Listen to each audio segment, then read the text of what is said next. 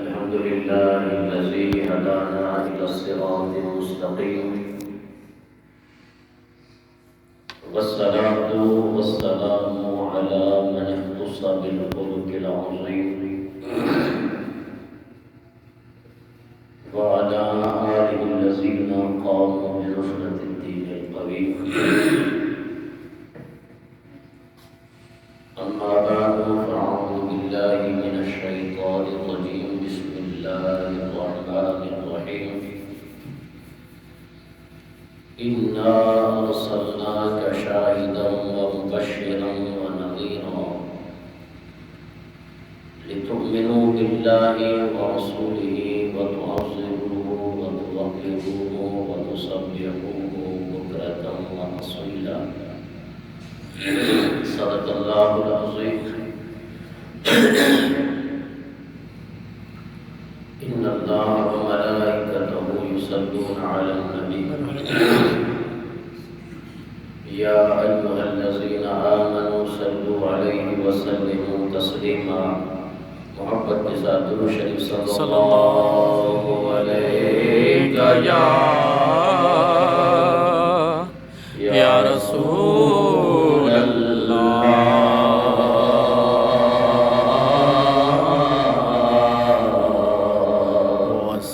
وسلم علیک یا حبیب اللہ. محبت کے ساتھ صلی اللہ علیہ یا رسول اللہ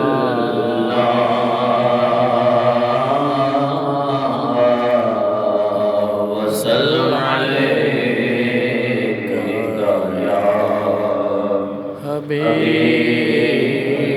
اللہ.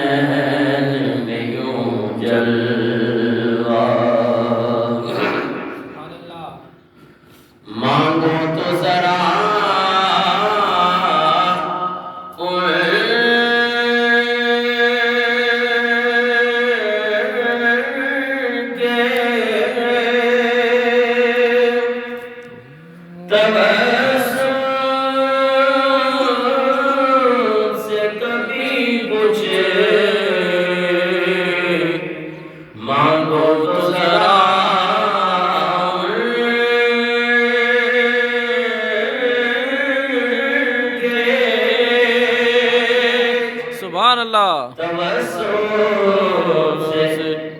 کبھی پوچھے مقبول نہ ہو ایسی دعا کوئی نہیں ہے مقبول نہ ہو ایسی دعا کوئی نہیں ہے. اللہ کے بعد ان سے بڑا کوئی نہیں ہے. سبحان اللہ. سبحان اللہ. اور شامائی سرے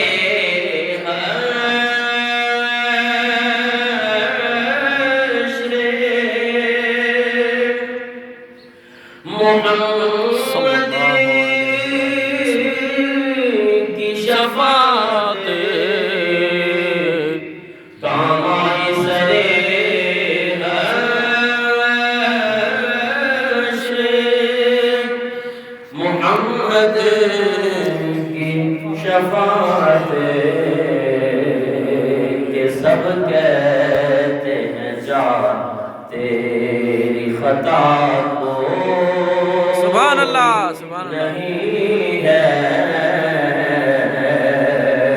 سب کہتے ہیں جا تیری خطا کوئی نہیں ہے،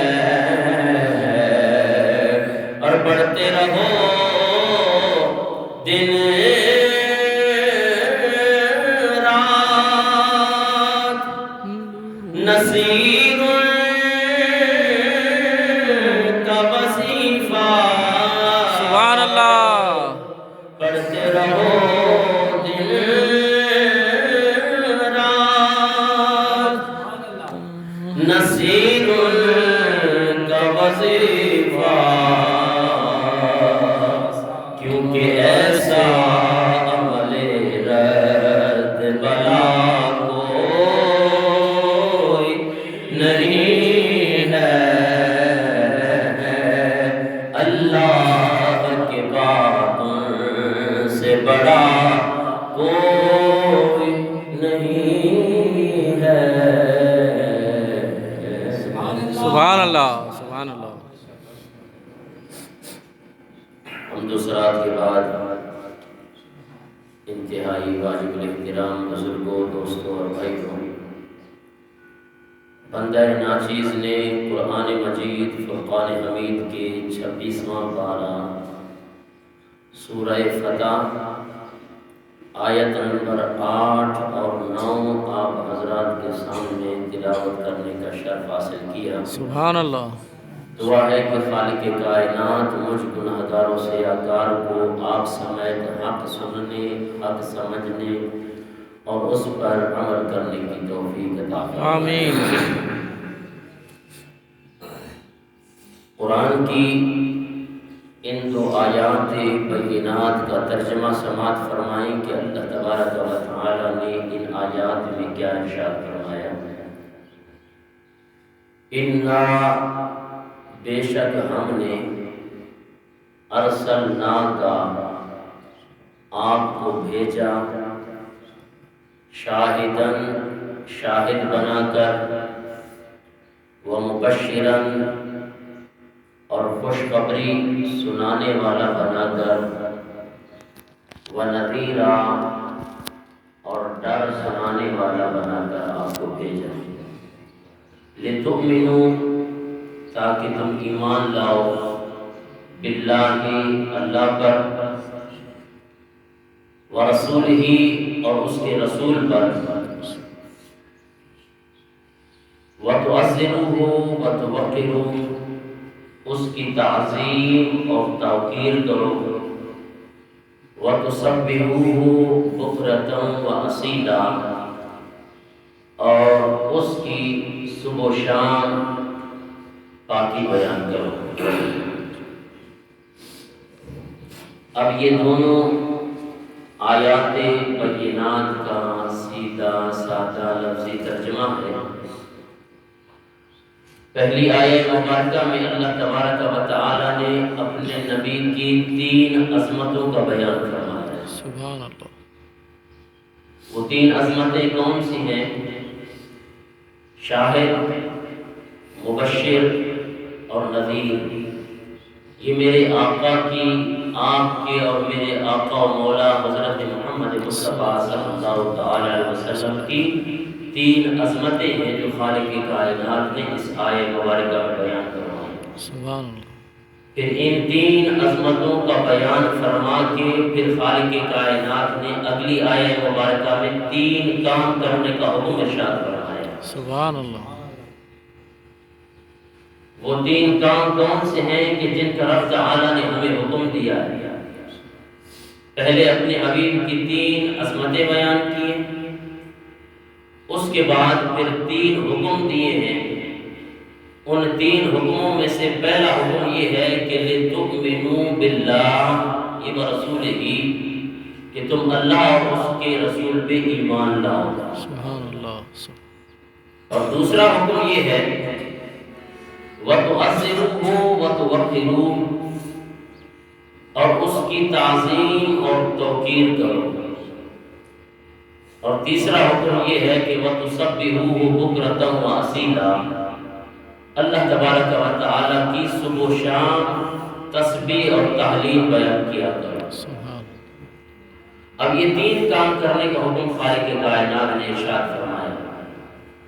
پچھلے سے پچھلے جمعۃ المبارک میں نے حضور نبی کریم صلی اللہ تعالی علیہ وسلم کی تین عظمتوں میں سے ایک عظمت کا ذکر آپ احباب کے سامنے کیا تھا، اور وہ پہلی عظمت تھی جس کے بارے میں خالق کائنات نے ارشاد فرمایا کہ اِنَّا أَرْسَلْنَاكَ شَاهِدًا، اے حبیب ہم نے آپ کو شاہد بنا کر مبعوث فرمایا۔ سبحان اللہ۔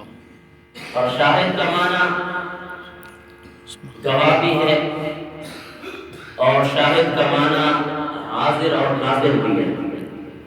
تو اس کے متعلق میں نے آپ حضرات کے سامنے کچھ معروضات بیان کی تھی، انشاءاللہ ابھی اسی کو آگے بڑھاتے ہوئے وہ جو سلسلہ جہاں پہ ہم نے بند کیا تھا اس کے آگے سے انشاءاللہ میں آپ احباب کے سامنے یہ بیان کرنے لگا ہوں کہ شاہد بمعنی گواہ ہے۔ اب حاضر اور ناظر ہونا حضور نبی کریم صلی اللہ تعالی علیہ وسلم کا وہ بھی قرآن سے ثابت ہے۔ اب ہم اس معنی کی طرف آتے ہیں جو اب آپ کہتے ہیں کہ شاہدن کا معنی گواہ ہے۔ تو میں نے عرض کیا تھا کہ گواہ بھی وہ ہوتا ہے جو موقع پر موجود ہو اور اس واقعے کو دیکھ رہا ہو اپنی آنکھوں سے اور اس جگہ پہ موجود بھی ہو۔ تو اسی کا معنی آپ اگر دوسرا دیکھ لیں تو اسی کو حاضر اور ناظر کہتے ہیں۔ حاضر کا مطلب ہے موجود ہونا اور ناظر کا مطلب ہے دیکھنے والا۔ تو اب اگر ہم انہیں حضور نبی کریم صلی اللہ تعالی علیہ وسلم کو اللہ کی عطا سے اگر حاضر اور ناظر مان لیا تو اس میں کوئی شرک یا بدعت لازم نہیں آتا۔ یہ تو خود اللہ تبارک و تعالی نے اپنے حبیب کی شان بیان کی ہے کہ اے حبیب ہم نے آپ کو شاہد بنا کر مبعوث فرمایا۔ سبحان اللہ۔ پھر امتی کو کیا حق بنتا ہے کہ وہ اپنے نبی کی اس عظمت کو نہ مانے، اپنے نبی کی اس شان کو نہ مانے کہ جو حضور شاہد نہیں ہے۔ ہر امتی کو اس پر ایمان ہونا چاہیے جو قرآن مجید کے ہر لفظ اور ہر زبر زیر پر ایمان رکھتا ہے، تو اس کے لیے یہ ضروری ہے کہ وہ اپنے نبی کو حاضر اور ناظر بھی مانے اور اپنے نبی کو گواہ بھی مانے۔ سبحان اللہ۔ آئیے گواہ والے معنی پہ آتے ہیں، اور گواہ کا مطلب کیا ہے؟ گواہ کا مطلب یہ ہے کہ اللہ تبارک و تعالی کی مخلوق میں حضور نبی کریم صلی اللہ تعالی علیہ وسلم گواہ ہیں رب کے۔ سبحان اللہ۔ اب جب آقا دو جہاں صلی اللہ تعالی علیہ وسلم نے اعلان نبوت فرمایا تو آپ نے فرمایا اشہد اللہ الہ الا اللہ، میں گواہی دیتا ہوں کہ نہیں ہے کوئی معبود سوائے اللہ کے۔ سبحان اللہ۔ اب اتنی بڑی گواہی، اور جناب یہ ایک اگلے عنوان پر اگر میں چلا جاؤں تو پھر عنوان بہت طویل ہو جائے گا، بہرحال میں اسی کی طرف آتا ہوں۔ آپ اتنا سمجھ لیں کہ حضور نبی کریم صلی اللہ تعالی علیہ وسلم رب کے معبود ہونے کے لیے بھی گواہ ہیں اور اپنی امت کے احوال پہ بھی گواہ ہیں۔ سبحان اللہ۔ اور صرف اپنی امت کے احوال یا ان کے اعمال پر نہیں، بلکہ قرآن یہ کہہ رہا ہے کہ پچھلی جتنی بھی امتیں گزری ہیں حضرت آدم علیہ السلام سے لے کے حضرت عیسیٰ علیہ السلام تک، تو خالق کائنات نے ارشاد فرمایا کہ ان تمام امتوں کی اعمال کی گواہی محشر کے میدان میں ہر نبی اپنی امت کی گواہی دے گا، اپنے امتیوں کے احوال اور ان کے اعمال کی گواہی دے گا۔ ان کے اعمال کی گواہی کے بعد اس پر جو اسٹیمپ اور اس پر جو تصدیق ہے وہ آقا دو جہاں صلی اللہ علیہ وسلم۔ سبحان اللہ۔ اب سوچنے والی بات ہے اگر حضور نبی کریم صلی اللہ تعالی علیہ وسلم حاضر اور ناظر نہیں ہے تو پھر حضور حضرت آدم علیہ السلام کی امت کے کیسے احوال جان رہے ہیں؟ حضرت عیسیٰ علیہ السلام کی امت کے احوال اور اعمال کو کیسے جانتے ہیں؟ حضرت ابراہیم علیہ السلام کی امت کے احوال کو، ان کے اعمال کو کیسے جانتے ہیں؟ اگر حضور موجود نہ تھے تو پھر گواہی کس طرح دیں گے؟ عزیزان محترم، اگر بات یہ ہے تو آئیے میں آپ کے سامنے خالق کائنات کا قرآن پڑھنے لگا ہوں۔ یہ نہیں ہے کہ میں نے اپنی زبانی کلامی یہ کہہ دیا ہے کہ حضور نبی کریم صلی اللہ تعالی علیہ وسلم محشر کے میدان میں اپنی پچھلی پوری امتیوں کے اعمال کی، ان کے افعال کی گواہی دیں گے، بلکہ یہ قرآن کہہ رہا ہے، 5واں پارہ ہے، سورۃ النساء ہے اور آیت نمبر 41 ہے۔ سبحان اللہ، بابا بلند کہیں سبحان اللہ۔ سبحان اللہ۔ آئیے میں آپ کے سامنے قرآن پاک پڑھنے لگا ہوں، بڑی توجہ کے ساتھ قرآن پاک کو باادب ہو کر سنیں، اور جیسے ہی قرآن پاک کی آپ اس آیت مبارکہ کو سن لیں تو اس کے بعد آپ نے بآواز بلند اللہ تبارک و تعالی کی پاکیزگی بیان کرنی ہے۔ سبحان اللہ۔ آئیے سورۃ النساء آیت نمبر 41 میں خالق کائنات نے ارشاد فرمایا، فَكَيْفَ إِذَا جِئْنَا مِنْ كُلِّ أُمَّةٍ بِشَهِيدٍ وَجِئْنَا بِكَ عَلَىٰ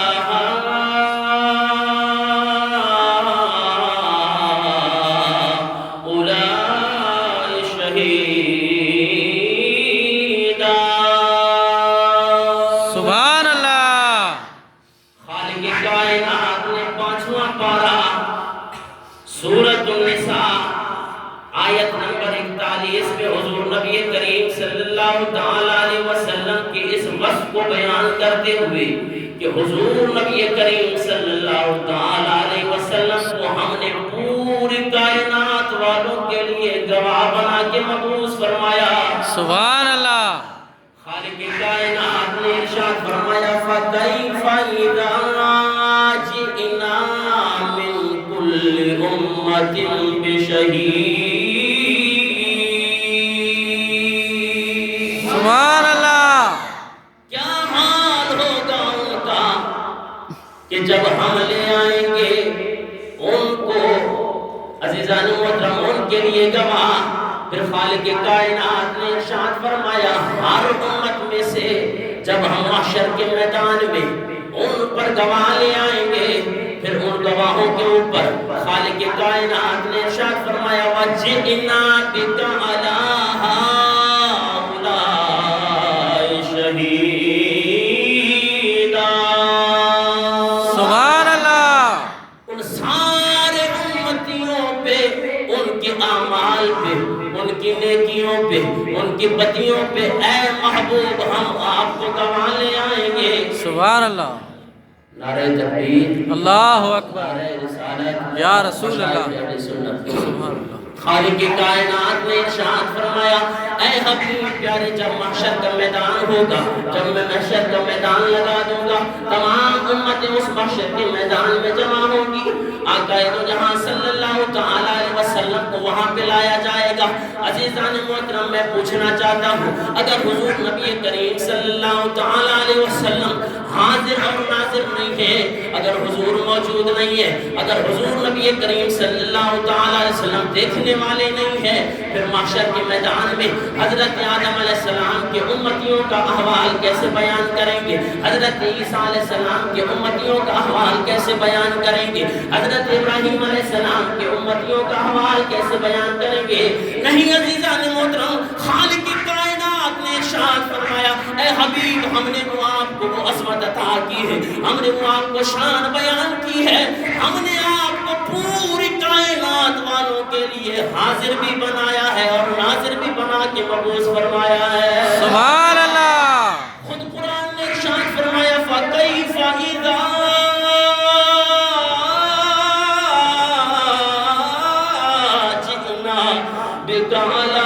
جِئْنَا مِنْ كُلِّ أُمَّةٍ بِشَهِيدٍ وَجِئْنَا بِكَ عَلَىٰ هَٰؤُلَاءِ شَهِيدًا۔ سبحان اللہ۔ محشر کے میدان میں کیا حال ہوگا ان امتیوں کا کہ ہر امت میں سے ایک ایک گواہ ان پر لے آئیں گے کہ تم نے اپنی زندگی میں اللہ تبارک و تعالیٰ کی نافرمانی کیسے کی، تم نے حضور نبی کریم صلی اللہ تعالیٰ علیہ وسلم کے دین کو کیسے سمجھا۔ اس پر ہر بات پہ پچھلی امتیوں کے بھی گواہ لائے جائیں گے، ان امتیوں کے، ان کے نبی، ان کے اعمال کی گواہی دیں گے۔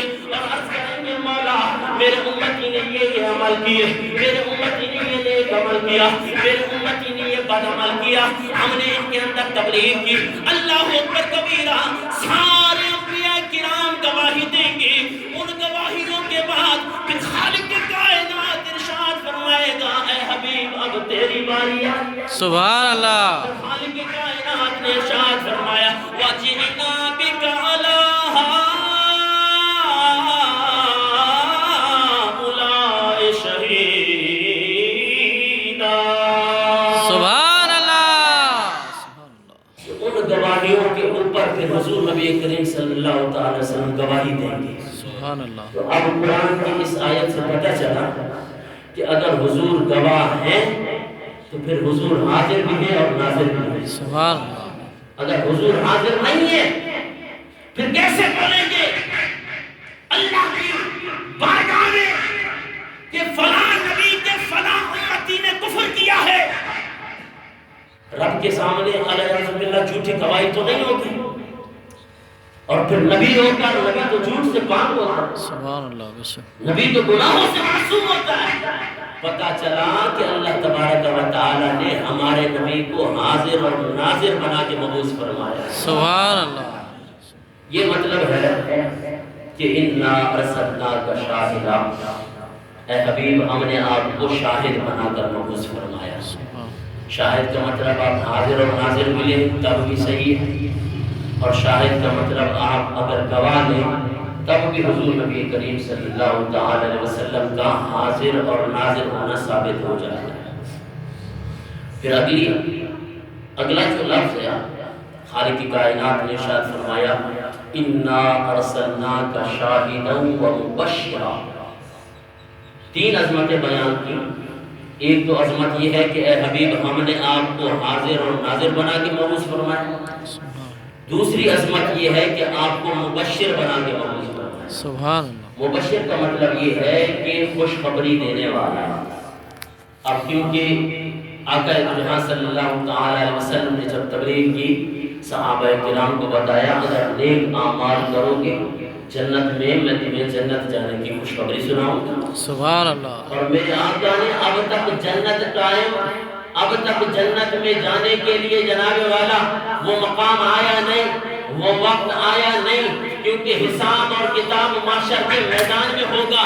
لیکن قربان جاؤں آقا کے علم غیب پہ حضور نبی کریم صلی اللہ تعالی علیہ وسلم نے 10 صحابہ کرام 10 مبشرہ وہ صحابہ کرام ہیں کہ جن کو زندگی میں میرے آقا نے جنتی ہونے کی خوشخبری عنایت فرمائی۔ سبحان اللہ، حضور کو دیوار کے پیچھے کا علم نہیں ہے، وہ تمہارا نبی ہوگا جس کو دیوار کے پیچھے کا علم نہیں ہے۔ ہمارا نبی وہ ہے کہ جو اپنی انگلی اٹھائے تو چاند کے 2 ٹکڑے کر دیتا ہے۔ سبحان اللہ، اگر میرے آقا اشارہ فرما دیں تو پلٹا ہوا سورج بھی واپس آ جاتا ہے۔ سبحان اللہ، ہمارے نبی کی یہ شان ہے۔ وہ تمہارا نبی ہوگا جو مر کر مٹی میں مل گیا ہے علیہ باللہ، وہ دیوار کے پیچھے کا علم نہیں ہے۔ وہ جو حضور کا علیہ باللہ نماز میں خیال آ جائے تو نماز ٹوٹ جاتی ہے علیہ باللہ، وہ تمہارا خیال ہوگا۔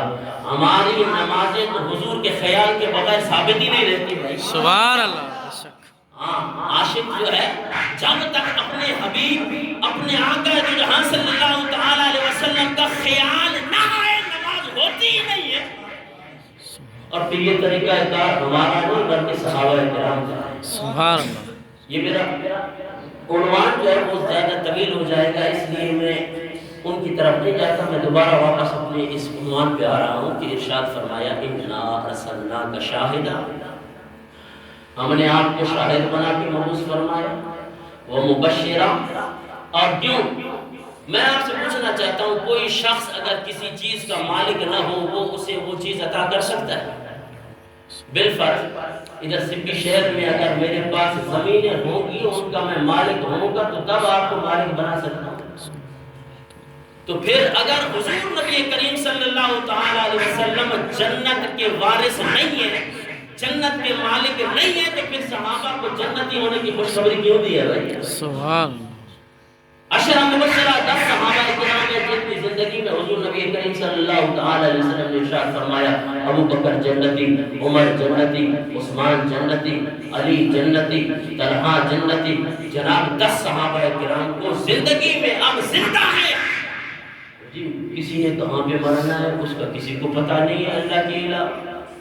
یہ میرے آقا حضرت ابوبکر صدیق کو زندگی میں ارشاد فرما رہے ہیں کہ اللہ تبارک و تعالی نے تجھے جنتی بنا دیا ہے، سبحان اللہ، ہم نے تجھے جنت عطا کر دی ہے۔ تو ارشاد فرمایا انا ارسلناک شاہدا، آپ حاضر اور ناظر بھی ہیں، ومبشرا اور مبشر بھی ہیں، خوشخبری سنانے والے بھی ہیں، ونذیرا اور ڈر سنانے والے ہیں۔ ڈرانے والے کا مطلب یہ نہیں ہے کہ لوگوں کو خوف زدہ کرنے والے، نذیر کا یہ مطلب نہیں ہے کہ لوگوں کو خوف زدہ کریں، کیونکہ حضور تو رحمت للعالمین بن کر آئے۔ سبحان اللہ، بے شک نذیر کا مطلب یہ ہے، یہ عربی زبان کا لفظ ہے، اردو کا تو نہیں ہے، سندھی کا تو نہیں ہے کہ ہم جو معنی کر دیں گے تو وہی معنی ہوگا، ڈکشنری اٹھا کر دیں گے۔ نذیر کا یہ معنی نہیں ہے، ٹھیک ہے، اس کا معنی ہے ڈرانے والا۔ ڈرانے والے کا یہ مطلب نہیں کہ آپ لوگوں کو حضور نبی کریم صلی اللہ علیہ وسلم خوف زدہ کرنے کے لیے آئے ہیں، بلکہ نذیر کا معنی یہ ہے کہ نذیر وہ ہوتا ہے جو آدمی کو اس کے ہونے والے نقصان سے قبل از وقت مطلع فرما دے۔ ہمارے آقا ہمیں نقصان سے بچانے کے لیے یہاں پہ تشریف لائے، فرمایا او میرے امتیوں، اگر نیک اعمال کرو گے، اگر نمازیں پڑھو گے، اگر اللہ اور اس کے رسول کی محبت رکھو گے، ڈائریکٹ جنت میں جاؤ گے۔ اگر اللہ کی نافرمانی کرو گے اور اللہ کے بتائے ہوئے طریقوں پر نہیں چلو گے تو جہنم میں جاؤ گے، تکلیفیں کاٹو گے۔ تو نذیر کا مطلب یہ ہے کہ اے حبیب، ہم نے آپ کو ڈرانے والا مطلب خوف زدہ کرنے والا نہیں، بلکہ قبل از وقت جو نقصان ہونے والا ہے اس سے بچانے کے لیے ہمارے آقا تشریف لائے۔ سبحان اللہ۔ اب یہ ہو گئی آیت مبارکہ میں جو 3 عظمت خالق کائنات نے ارشاد فرمائی کہ انا ارسلناک شاہدا ومبشرا ونذیرا، کہ بے شک ہم نے آپ کو حاضر اور ناظر بنا کے مبعوث فرمایا اور مبشر بنا کے مبعوث فرمایا اور نذیر بنا کے مبعوث فرمایا۔ پھر اگلی آیت مبارکہ میں ارشاد فرمایا لتؤمنوا باللہ ورسولہ، 3 عظمتوں کے بعد 3 کام کرنے کا حکم ارشاد فرمایا ہے۔ سبحان اللہ۔ اب امتی اپنے گریبان میں جھانکے، آج داڑیاں ہم بھی رکھ رہے ہیں، داڑیاں دوسرے بھی رکھ رہے ہیں، امامہ اس جگہ پہ بھی ہے، امامہ اس جگہ پہ بھی ہے، سفید لباس اس جگہ پہ بھی ہے، سفید لباس اس جگہ پہ بھی ہے، لیکن سچا کون ہے بھائی؟ سبحان اللہ۔ عزیزان محترم، خالق کائنات نے ارشاد فرمایا کہ میں اپنے حبیب کی یہ 3 عظمتیں بیان کر رہا ہوں، سب سے پہلے ان 3 عظمتوں کو تم نے ماننا ہے۔ اب دیکھیں کہ کون حضور نبی کریم صلی اللہ تعالی علیہ وسلم خراب شد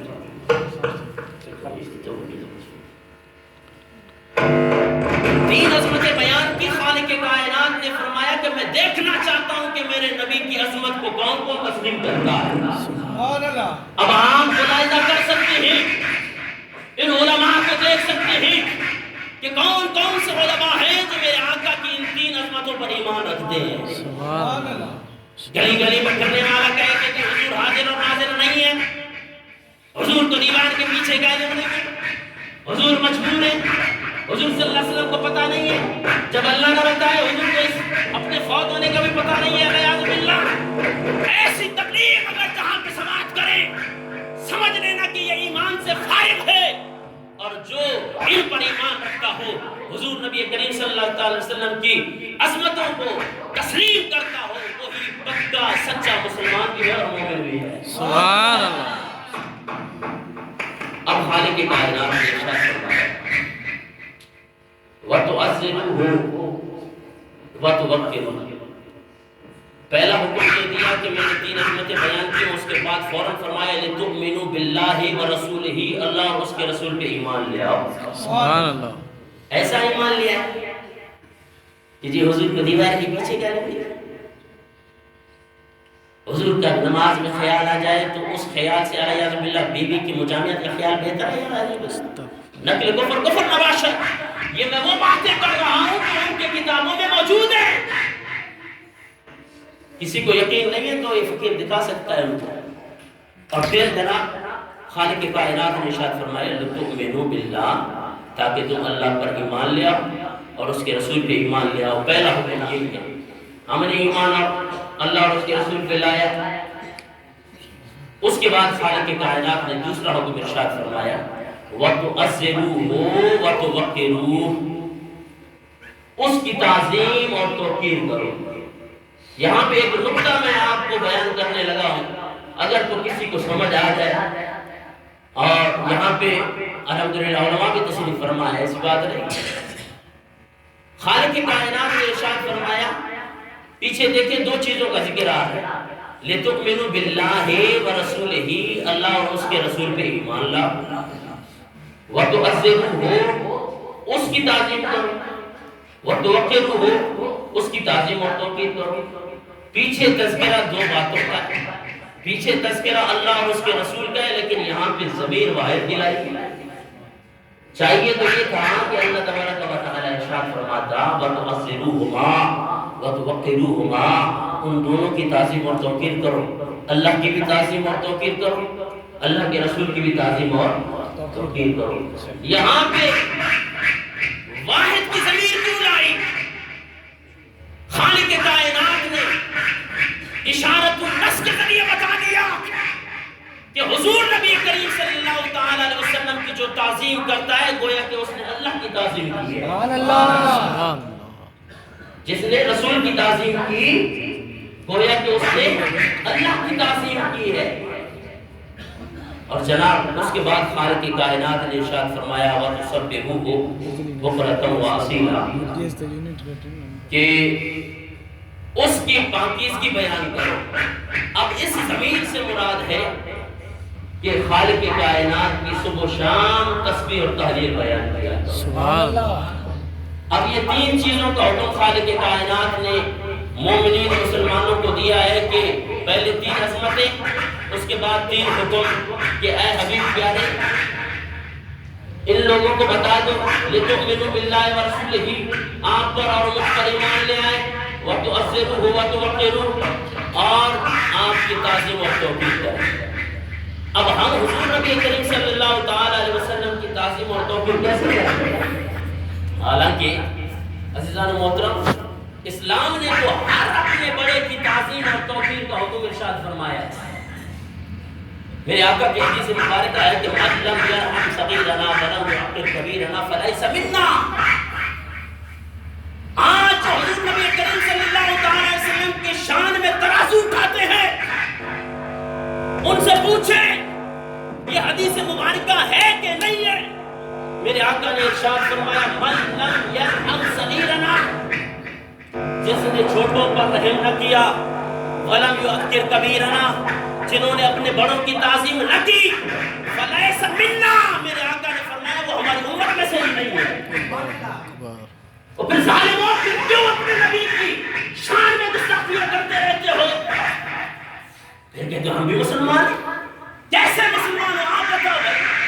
میرے آقا نے، میرے آقا کا دین یہ ہے، اسلام یہ ہے کہ ہر چھوٹے پر رحمت اور اس پر شفقت کیا کرو اور اپنے سے بڑے کی تعظیم اور توقیر کیا کرو. سبحان اللہ. ایک عام جو میرا باپ مجھ سے بڑا ہے، میرا بڑا بھائی مجھ سے بڑا ہے، جب اسلام اس کے تعظیم کی تعلیم دیتا ہے پھر نبی کی شان میں گستاخی کی کیسے جو ہے نا تم یہ کرتے.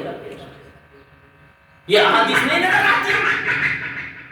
کوئی شخص اپنے باپ کو تھپڑ مار سکتا، اپنے بڑے بھائی کو تھپڑ مار سکتا، گویا کہ اس نے اس کی بے حرمتی کی ہے، گستاخی کی ہے، کیونکہ اسلام نے یہ دست کیا ہے آپ سے کوئی ایک دن بھی پڑا ہے اس کی تعظیم اور توقیر کرنی ہے.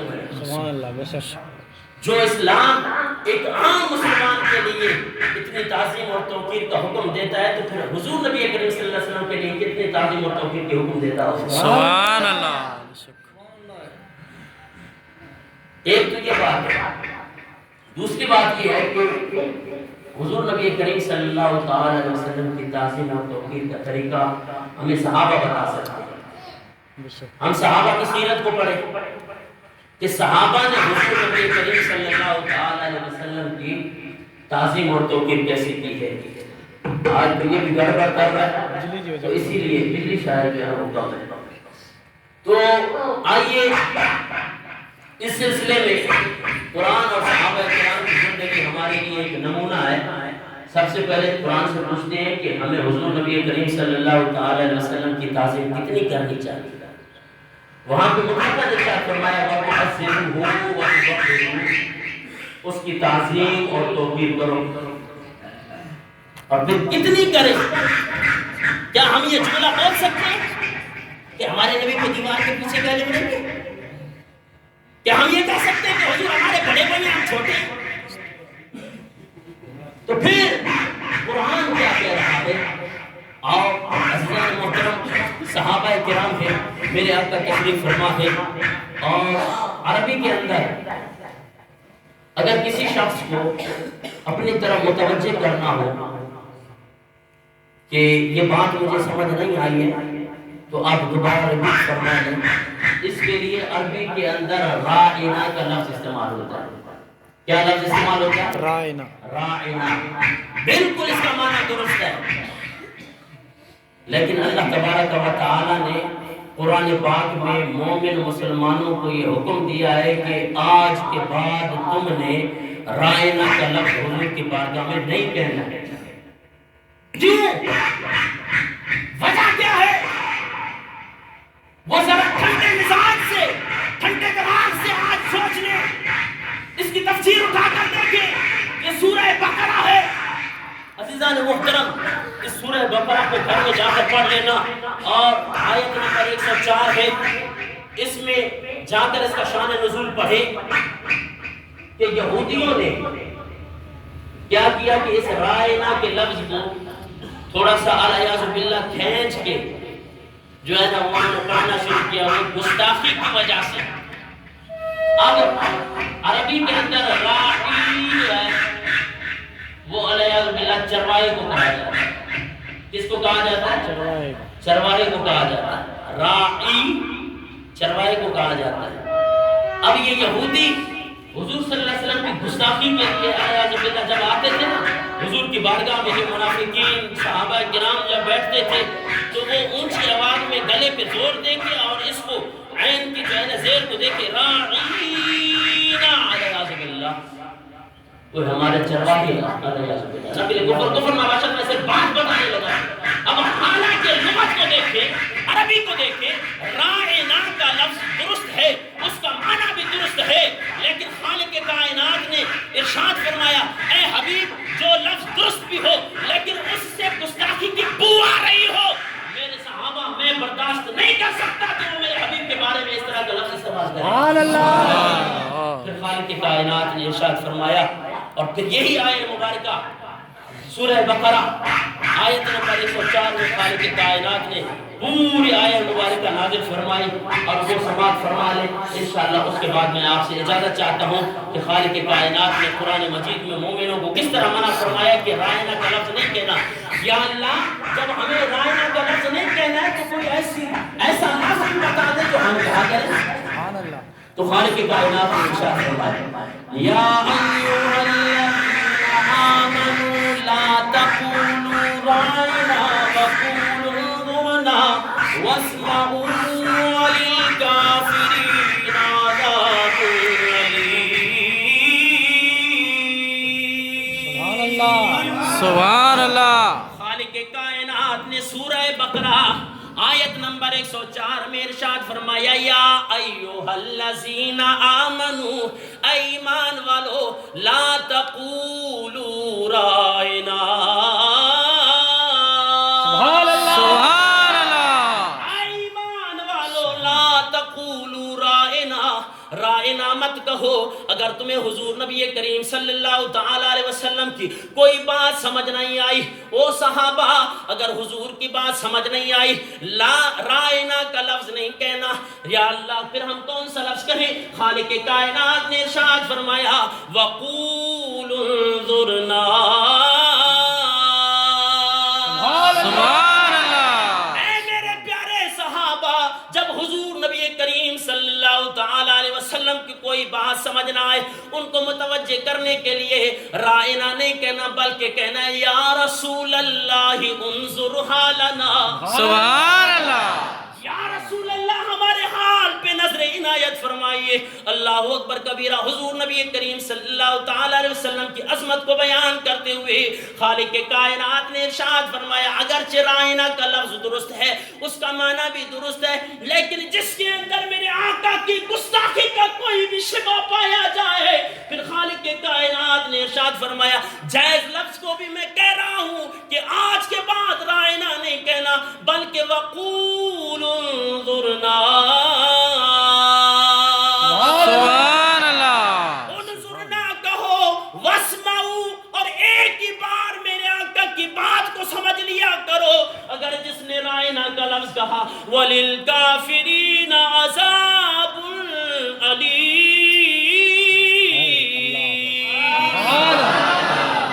ایسے کافروں کے لیے، ایسے گستاخوں کے لیے دردناک عذاب ہے جو حضور نبی کریم صلی اللہ تعالی علیہ وسلم کی شان میں ذرا سی بھی بے ادبی کرتا ہے۔ میرے آقا کا فرمان ہے اور اللہ کا فرمان ہے کہ عذاب علیم۔ عزیزان محترم گستاخ رسول کے لیے بھی عذاب علیم کا لفظ استعمال ہوا ہے۔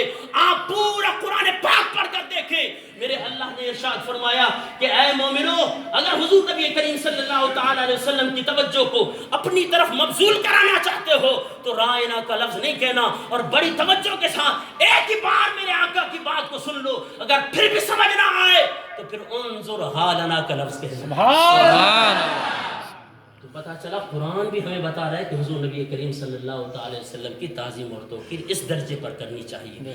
دعا ہے کہ خالق کائنات ہمیں حضور نبی کریم صلی اللہ تعالی وسلم سے سچی محبت نصیب فرمائے۔ وما علیہ